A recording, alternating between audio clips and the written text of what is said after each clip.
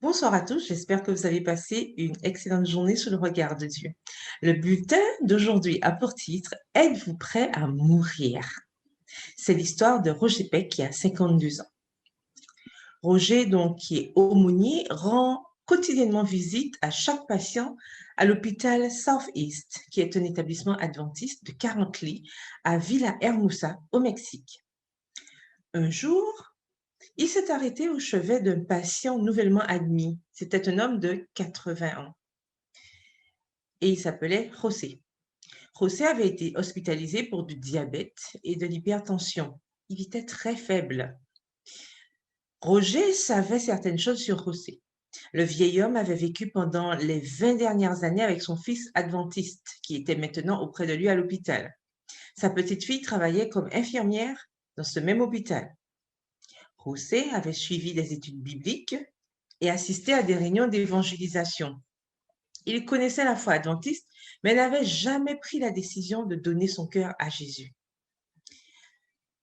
Roger a parlé doucement mais directement à José. Êtes-vous prêt à mourir? A-t-il demandé. Vous sentez-vous pardonné? Êtes-vous prêt pour le paradis?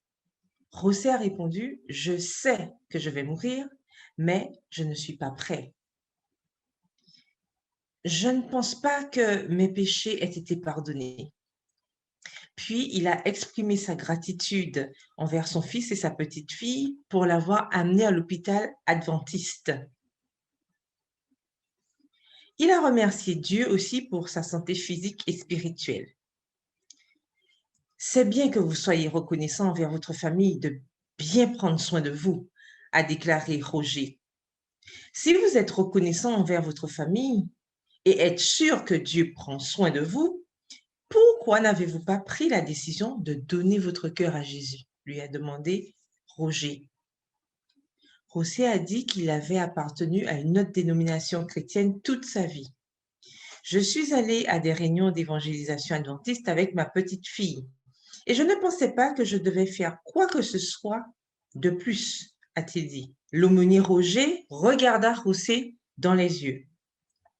Si vous n'êtes pas prêt à mourir et que vous sentez que vos péchés n'ont pas été pardonnés, vous devez faire quelque chose de plus que d'assister à des réunions d'évangélisation. Ce qui vous manque, c'est que vous n'avez pas donné votre vie à Jésus. José a commencé à réfléchir. Après un certain temps, il a dit, c'est peut-être ce dont j'ai vraiment besoin. Papa connaît Dieu, a déclaré le fils de José. Il a suivi de nombreuses études bibliques et participé à de nombreuses réunions d'évangélisation. Il lui suffit de prendre une décision. C'est le bon moment pour prendre une décision, a déclaré Roger. Vous n'avez peut-être pas d'autre chance. Si vous prenez une décision, je vous baptiserai personnellement. Ce soir-là, José a pris la décision de donner sa vie à Jésus par le baptême. Roger a prié pour que Dieu lui donne la force physique de se faire baptiser. Le lendemain, Roger a rendu visite à José dans sa chambre. Il se sentait beaucoup mieux et voulait toujours être baptisé. Roger a pris un formulaire pour le baptême et a demandé à José s'il donnait sa parole d'honneur de tenir sa promesse. Certainement oui, a dit José. Il était baptisé environ une semaine après sa sortie de l'hôpital. José était très heureux le jour de son baptême. Serrant la main de Roger, il a dit « J'ai tenu ma parole ». Après cela, il est allé fidèlement à l'église chaque sabbat. Il est finalement décédé 3 ans plus tard, en 2019, à l'âge de 83 ans. José est l'un des nombreux patients hospitalisés que Roger a vu être transformé par le pouvoir de l'amour de Jésus. Il n'est généralement pas aussi direct avec les patients comme il l'a été avec José. Mais il savait que José avait une bonne connaissance de Dieu et il se sentait poussé à être plus direct avec lui. Il suit la méthode du Christ pour atteindre les gens qu'Ellen White décrit dans le livre Le ministère de la guérison à la page 118. On y lit ce qui suit. La méthode du Christ pour sauver les âmes est la seule qui réussisse.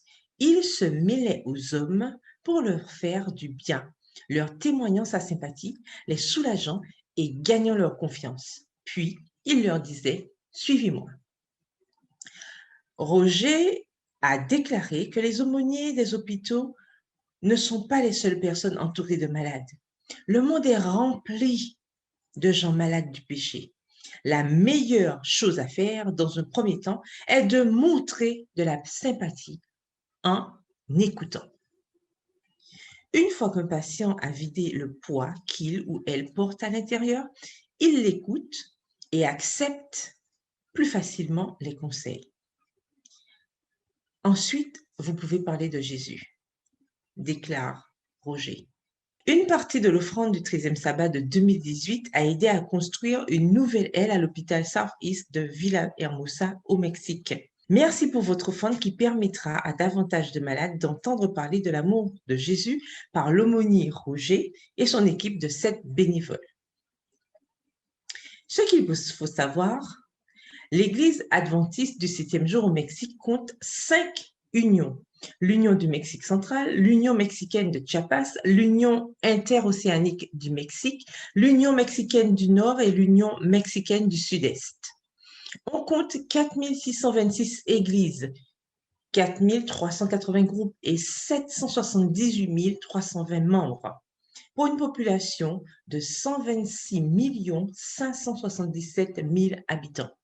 Cela représente un membre adventiste pour 163 habitants au Mexique. Le premier travail missionnaire adventiste du 7e jour au Mexique remonte à 1891, quand un tailleur américain appelé S. Marchicio s'est rendu là-bas pour vendre l'édition anglaise de la tragédie des siècles. 2 ans plus tard, en 1893, un groupe de missionnaires comprenant Dante Jones, le docteur Lily Woods, Ida Crawford, Ora Osborne et Alfred Cooper et sa femme est arrivé à Guadalajara et a aidé à ouvrir une mission médicale et une école. Plus tard, la clinique s'est transformée en sanatorium, toujours à Guadalajara. Dans la Review and Herald du 10 juillet 1894, on a parlé de cette entreprise comme étant la première tentative adventiste du travail missionnaire médical en dehors des États-Unis. Nous continuerons donc à prier pour cette région du monde qui a encore besoin de nos prières afin que plus de patients, dans le cadre de l'aumônerie hospitalière, puissent entendre parler de Jésus. Prions les uns pour les autres et que Dieu vous bénisse. À bientôt.